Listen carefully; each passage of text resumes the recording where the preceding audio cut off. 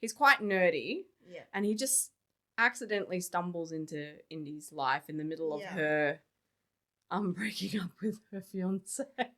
He just happens to be there. Yep, random guy. In a wardrobe. So anyway, just a little teaser for you that it's just really funny. Hi folks, welcome to today's podcast. I have Liana here with me again, and today we're basically just doing a book chat. So we're going to share with you about a book series that I've just finished and Liana finished before me, but we both really enjoyed it. So we want to just share a bit about that with you today. All right, Liana. Yep. Where are these books? These are... We're showing them first? Yes, we'll show them.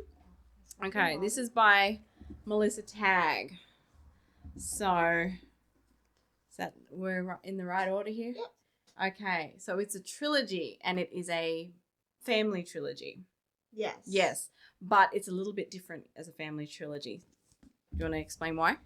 Yeah, so this series heavily covers adoption.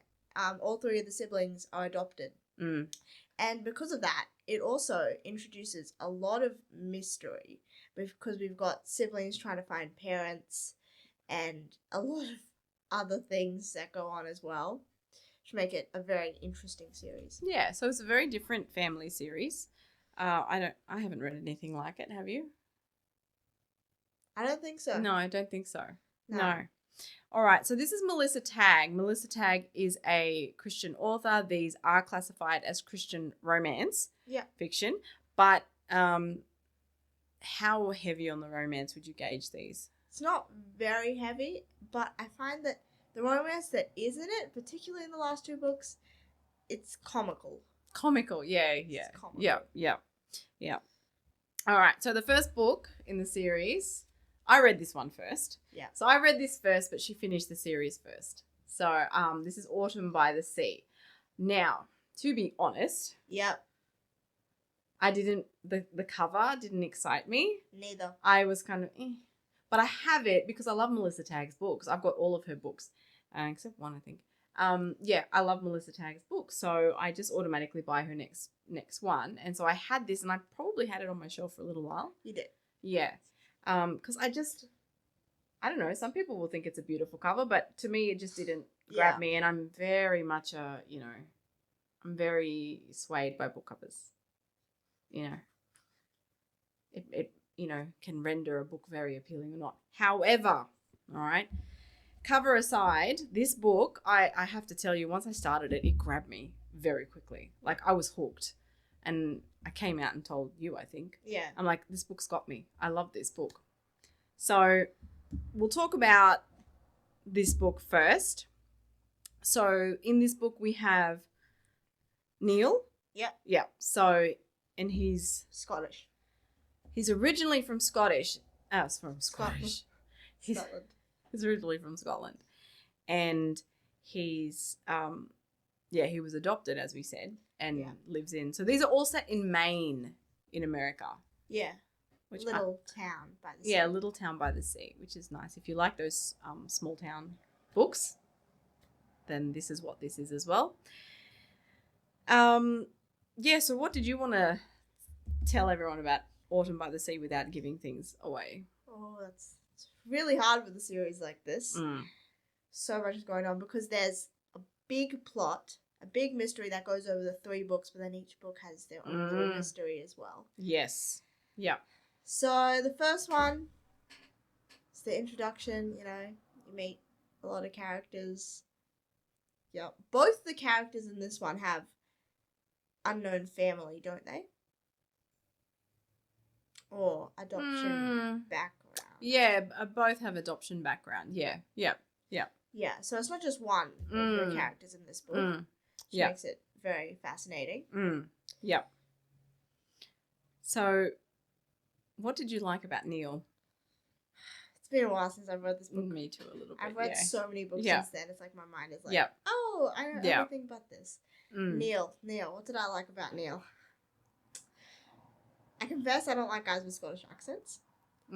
Okay. But put that aside, I think he was a great male character. Yeah. I think he was pretty chill. Yes, he is. He's not an overbearing male character, which I really liked, but he wasn't soft. Like, yeah, he's very steady.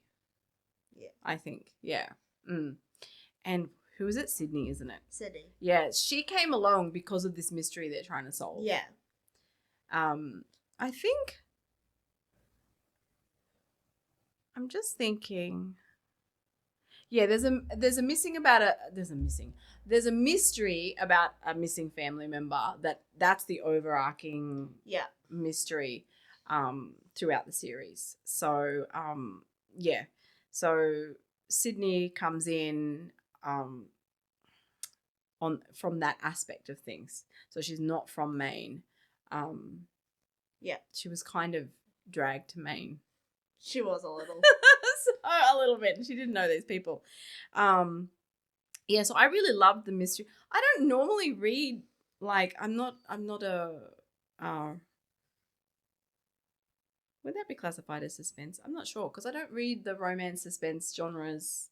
You do a bit. I do. Yeah. But so how would you classify it compared to those romance suspense? It's not exactly suspense. Yeah. Because there are a few moments in a few books that are like, ooh, but yeah, that's true. Overall, a little bit, yeah. Overall, the mystery is suspenseful, but it's not like... Yeah, that's true. It's not a high action thing. There's a couple of tense scenes. But, yeah, okay. So, but I'm enjoying the mystery. I love that the mystery's there. It just adds another dimension to it. And so this book ends with solving one piece of the puzzle. Yeah. So each book ends with solving one piece of the puzzle. So that it gives you a satisfying ending for that book, but you're ready to. There's usually more questions by the end as well. Yeah, so you're ready to get the next book, like you want to read the next book. Yeah. So I think I didn't own those, did I? No, I had the first book, and then I had to wait for Christmas, and you guys bought me books 2 and 3 for Christmas. Yeah. And then you read them pretty much straight away. I did. And I only finished the third book a couple of days ago. So yeah, okay, so that's the first book. Now, the next book, you want to show that one? I like this cover. That's a very pretty cover. Definitely a pretty cover. Right? Yeah. Yeah.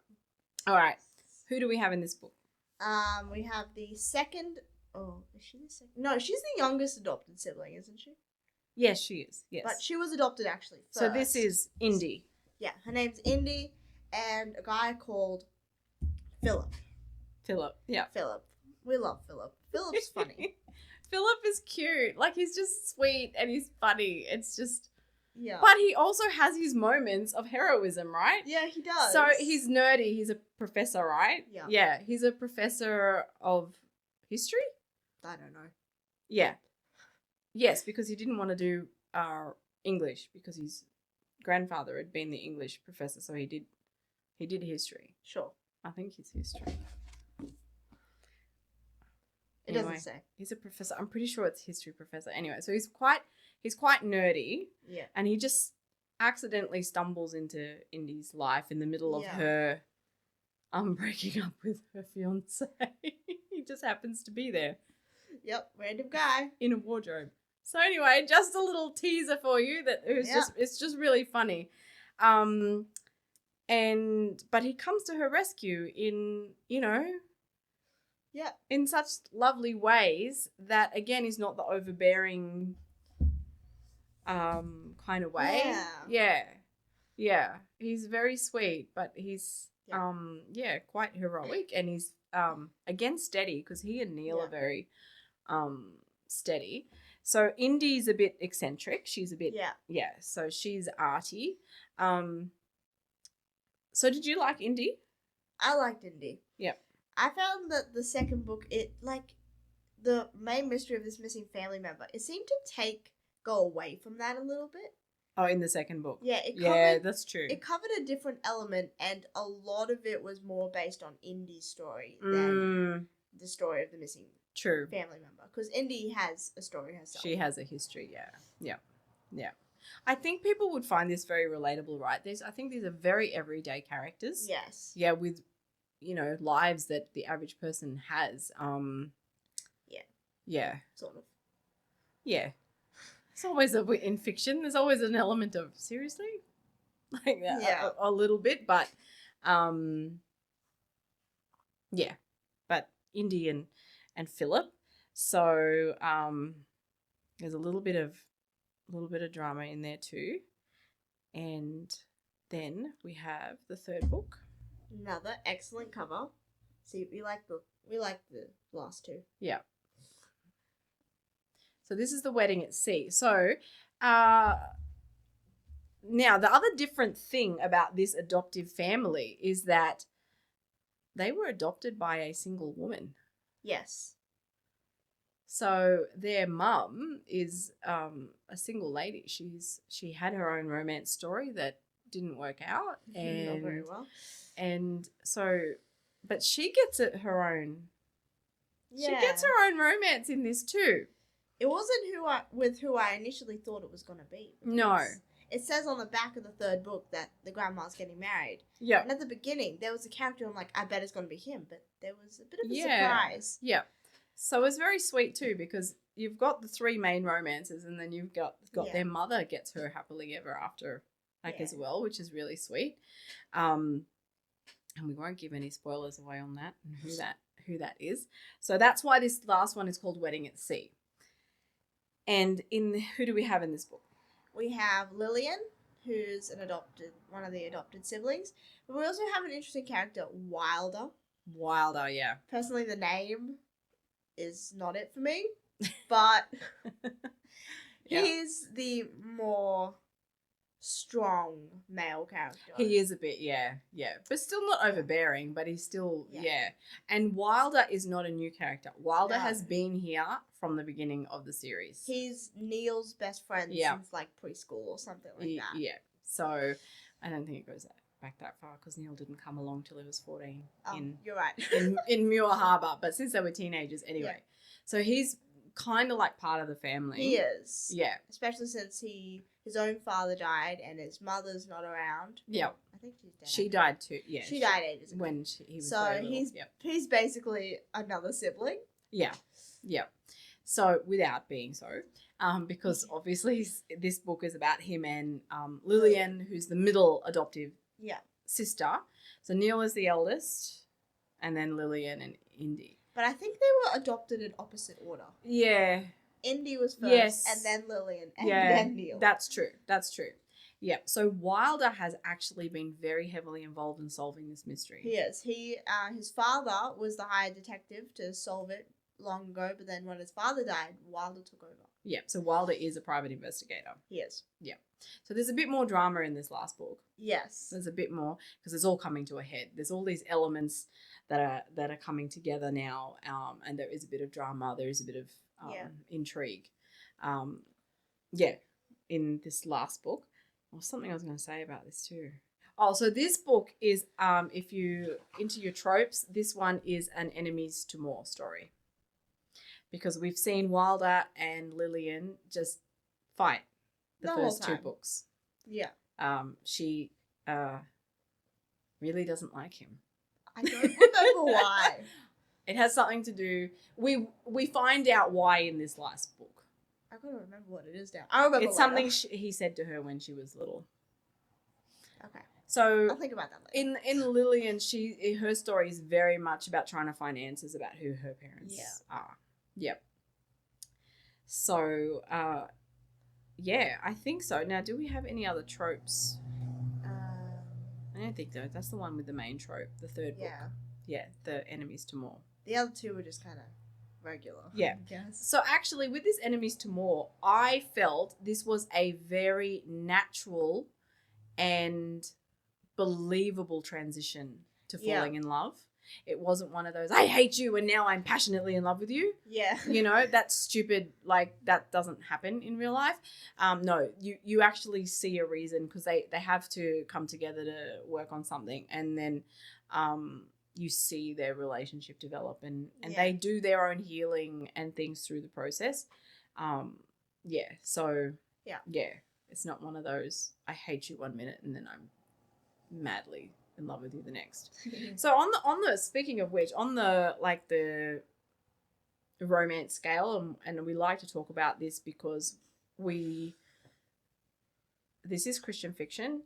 That doesn't mean anything. You can slap a label on Christian fiction and whatever. So in terms of like heat, romance heat, maybe this is pretty low key. This is really quite low key, and I think also because the mystery propels the story. It does. So you don't have to focus so much on the romance. I mean, this one, the first one, Autumn on the Sea, that was very light on romance. But, I don't remember. And in terms of, I mean, the physical romance sort of thing, the kissing or whatever, these guys just really slowly, you know, their relationship just developed and they fell in love with each other. So I really liked that about these books, because I have seen there is a move away in Christian fiction to the highly sanitized romance, which is fine, but in shedding some shackles, they can get a little far. I'm not going to name her at the moment, but there's one Christian, and a lot of Christian authors are moving into sweet romance, so it's no longer got the Christian elements. But it's clean. Now there's some who are doing it with still the Christian worldview. So even though the Christian elements aren't overtly in there, their characters behave in line with a Christian worldview. But I'm noticing a couple now, their sweet romances aren't even necessarily following that Christian worldview anymore, and it leaves some questions. And I haven't liked that. And therefore, what tends to happen is the physical attraction gets more focus. Yeah. So you don't have that in this book. This is really lovely, and it's very clever, I think. Yes. Yeah. The mystery. Yeah, there's so many elements to it. Yeah, it is very clever. Plot twists, everything. Yeah. So I really appreciate that, and the Christian element is still there. They have faith. There's a journey in them. Some of them are still wrestling with God a bit, but it's not heavy. Yeah. Indies is a little heavier. Yeah, but that's got to do with her past. Yeah, that's got to do with her past. So I feel it's in a natural way. It's not in a like I'm just putting in these Christian elements just to tick some boxes. It's not doing that either. So this is very authentic stories. I really enjoyed this series. Yeah, I think in terms of genres, it covers romance, a little bit of comedy with the romance. Yeah. Suspense in a few bits, and the mystery. I find it covers everything. Yeah. Yeah, these last two are quite funny, actually. They have quite some funny moments. It's good. It's good. Yeah, so these are really good, well-rounded novels, I think. It's a great series. Yeah. So is there anything you didn't like? I don't think so. Me neither, really. Yeah, there was one element which I discussed with you sometimes in the second book where I'm just like, that's not exactly real. Oh, yeah, okay. But, I understand why the author did that. Yes. Basically, there wasn't room to explore that that side of Indy's life within the series. So I guess we're just sort of questioning we just kind of question why Indy doesn't seem to be worried about where she's come from. That's basically. But she does have an important element in her past that she needed to. Yeah. There's a mystery or a bit of an investigation involved with that to find out, and then there's a reconnection as well, which was very important. So that's covering another aspect of life, isn't it, that happens to people. Seriously, very relatable stories, very good value. Liana, I was very happy for Liana to read this, so it's great for your teenage daughters as well, I think, because it covers some real stuff, but it's done properly, done from a healthy and Christian point of view. So thank you, Melissa Tagg, because we love this series. It was just beautiful. And I think, that's it. Yeah. We'll pop links in the notes below of the video if you would like to go order these on Amazon. Or because they're fabulous books. Just love it. Yeah. All right. Hope you enjoyed that book chat. That's our first book chat in quite a long time. Very likely. And yeah, we'll see you in the next episode.